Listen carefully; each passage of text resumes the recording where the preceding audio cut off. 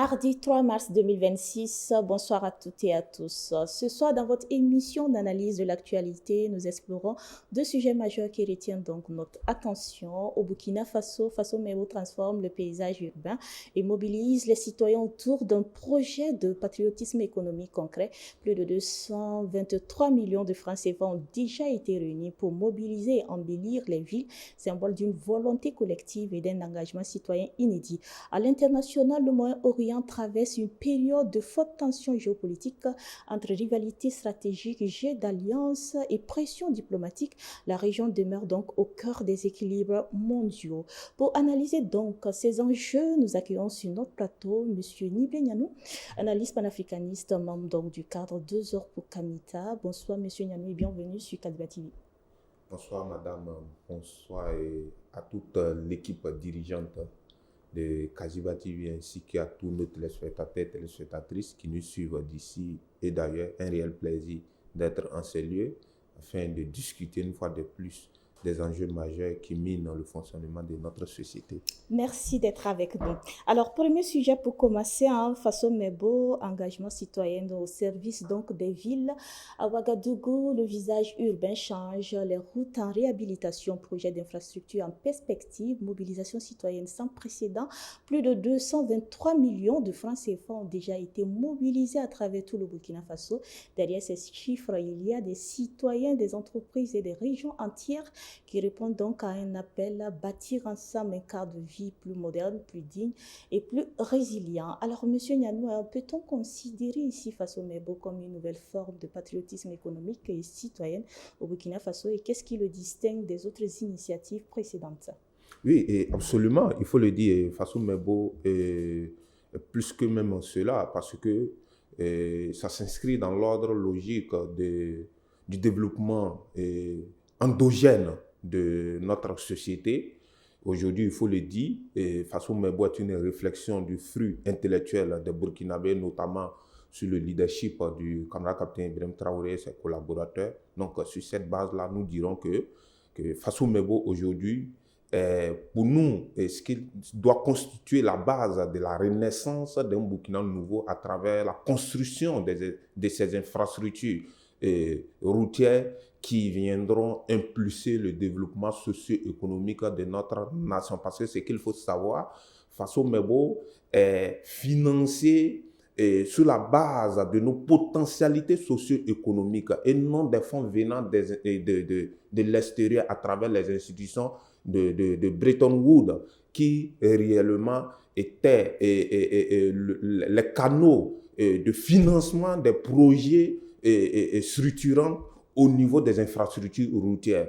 Donc, Faso Mebo vient remettre cela en cause en proposant une nouvelle dynamique sociopolitique d'infrastructures dans le cadre de la nouvelle réorganisation de développement des infrastructures de notre pays.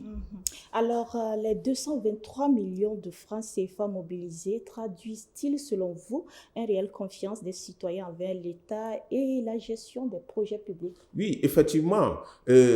Aujourd'hui, tous ces millions qui ont été mobilisés à travers la plateforme Faso Arzeka vient encore une fois démontrer que le peuple burkinabé est un peuple mature, est un peuple patriote, est un peuple réellement qui aime sa patrie et est un peuple qui vient d'avoir confiance à ses dirigeants.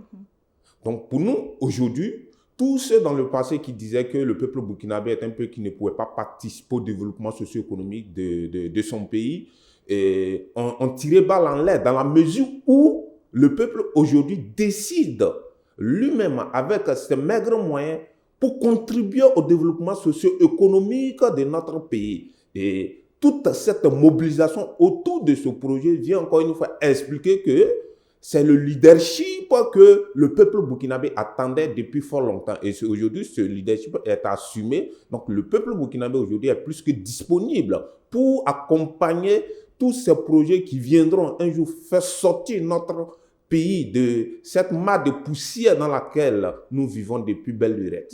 Merci beaucoup. Du Burkina Faso au Moyen-Orient, nous passons donc maintenant d'un engagement citoyen local donc à un enjeu géopolitique global.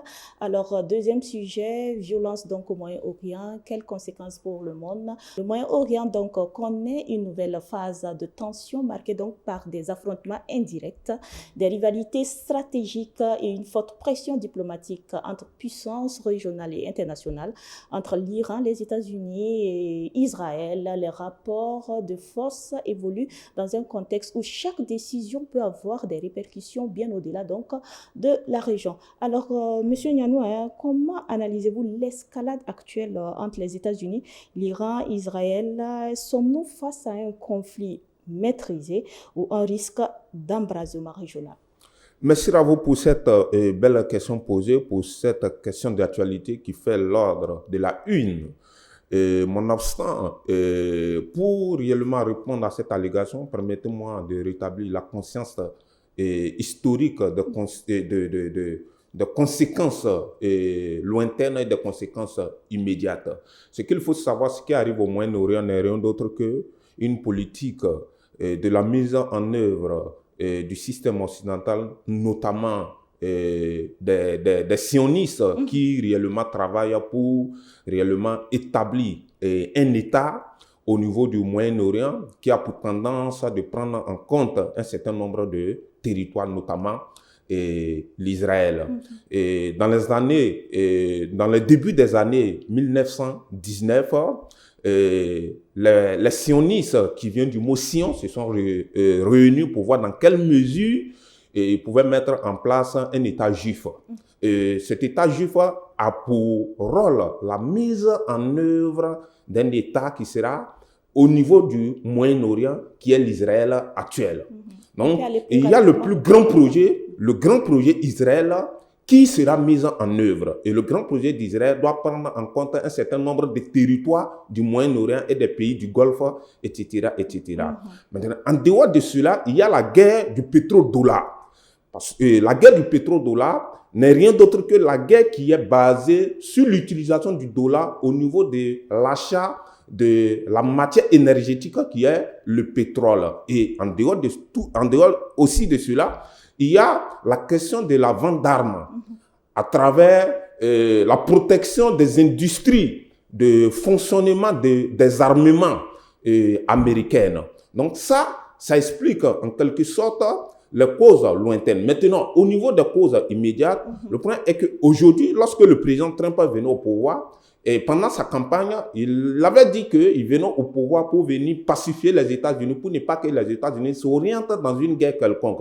Mais pourquoi aujourd'hui ce dernier se lance dans une guerre? C'est tout simplement parce que ce dernier est pris au piège par l'affaire des dossiers Epstein. Parce qu'il y a des grands lobbies israéliens, sionistes, qui détiennent l'économie américaine, qui ont certains dossiers sur un certain nombre d'autorités américaines qui travaillent pour que, voilà, effectivement, pour pouvoir réellement le forcer à rentrer en guerre. Maintenant, pourquoi ces derniers rentrent en guerre avec l'Iran? C'est tout simplement parce que l'Israël actuel, pour pouvoir atteindre son objectif du grand Israël, il va falloir qu'autour de la nation israélienne, il y ait des nations faibles militairement. Donc, toute nation qui aura pour tendance la mise en œuvre d'une arme nucléaire ou d'une force militaire puissante, cela viendrait à mettre en nu le projet du grand Israël. Donc, il faut travailler à avoir des nations faibles. Donc, pour eux, il ne faut pas avoir une nation forte. Par conséquent, qu'est-ce qu'il faut faire? Il faut travailler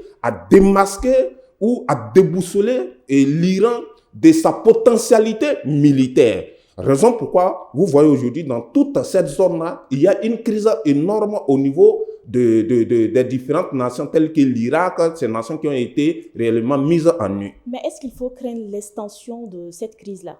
Oui, et il y aura toujours extension de cette crise au niveau du Moyen-Orient parce que l'Iran ne veut pas se laisser faire. Si l'Iran ne veut pas se laisser faire, ce qui voudrait dire que quoi? L'Israël va mettre en place toutes les machinations en place pour pouvoir atteindre ses objectifs. Donc, vis-à-vis de cela, ce qui est sûr, le monde sera confronté à cette réalité tant qu'il y aura des bras de fer entre ces différentes nations. Vous avez tantôt parlé donc du pétrole. Quel impact ces tensions peuvent-elles donc avoir sur l'économie mondiale, mais notamment sur le prix donc de l'énergie et les échanges commerciaux? Oui, et ce qu'il faut savoir, c'est que au niveau même des conséquences mondiales, c'est partagé. Aujourd'hui, les Américains économiquement vont perdre parce que ce sont les bases qui sont bombardées. Au niveau des infrastructures militaires, et les Américains vont perdre. Et cela vient encore remettre à nu le système du déploiement militaire, technologie américaine en cause. Et en dehors de tout cela, vous voyez que le détroit d'Ormuz qui est fermé, qui est le passage d'environ plus de 40% du pétrole mondial venant des pays du Golfe, à partir du moment où le détroit d'Ormuz est fermé, c'est sûr et certain que le prix du pétrole va grimper et les causes seront énormes pour toute la planète Terre parce que c'est une très grande partie du pétrole qui est redistribuée à travers ce canal-là sur le reste du monde. Donc pour nous, même au Burkina Faso, nous pouvons vivre les conséquences de cette crise. Au plan économique, vu que le pétrole est devenu une masse stratégique dans la mesure où le pétrole est utilisé dans la mise en œuvre du transport mondial. Alors, dernière question pour terminer avec ce sujet. Nous avons vu, après cette crise, des pays ont dénoncé et la posture des États-Unis, comme les pays comme le Maroc, Tchad, Afrique du Sud. Maintenant, quelle posture même l'Afrique, le continent africain doit-il avoir face à cette tension? Oui, et ce qu'il faut savoir, nous ne sommes pas dans un monde de cœur. Les plus forts écrasent les plus faibles. Et c'est ce qui se passe au Moyen-Orient. Donc, vis-à-vis de cela, il faut que les Africains prennent conscience que leur devenir appartient à eux, leur devenir est entre leurs mains.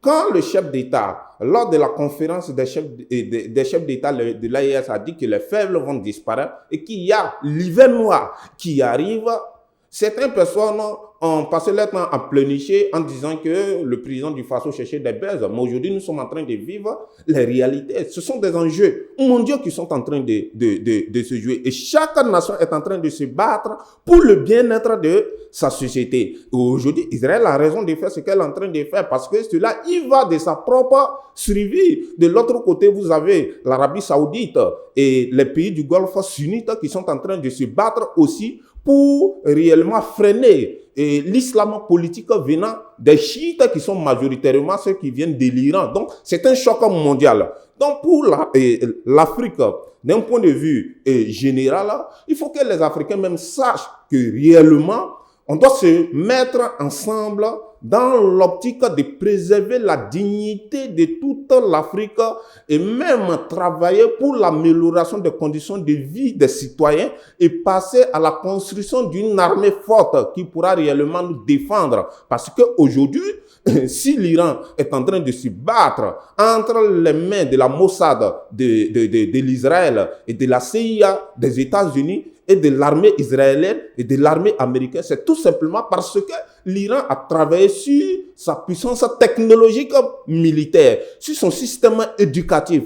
C'est sur cette base-là que nos différents pays doivent comprendre toute cette réalité. Parce que lorsque cette guerre va échouer au Moyen-Orient, c'est sûr et certain qu'il y aura un déplacement de la guerre sur nos différents territoires. Parce que ce qu'il faut savoir, de la manière dont la guerre circule à travers le monde, c'est de cette même manière que nous devons savoir qu'il y a des zones qui sont définies dans la mise en œuvre de la politique sanguinaire occidentale. Donc, c'est à nous de prendre conscience que si cette guerre finit sur ce territoire, forcément, cette guerre va se déporter en Afrique parce que dans l'histoire de l'humanité, lorsque l'Occident finit par échouer dans une crise et que cette dernière veut réellement mettre en œuvre une politique de son économie, ce dernier fait toujours recours aux pays africains. Donc, c'est à nous de prendre conscience que nous devrons directement nous préparer pour ne pas que d'ici dans 2 ans, 3 ans, nous ayons encore des nations qui seront sous le joug d'une nouvelle guerre qui viendra. Monsieur Nivle Niamou, merci beaucoup. Merci à vous. Ainsi s'achève notre émission. Ce soir, nous avons vu qu'il s'agisse de Faso Mebo ou des tensions au Moyen-Orient, l'engagement des citoyens et la responsabilité des États façonnent notre avenir local comme global. Madame, Monsieur, merci de l'avoir suivi. Merci pour votre fidélité à nos programmes. Agréable soirée à toutes et à tous. Bonsoir chez vous.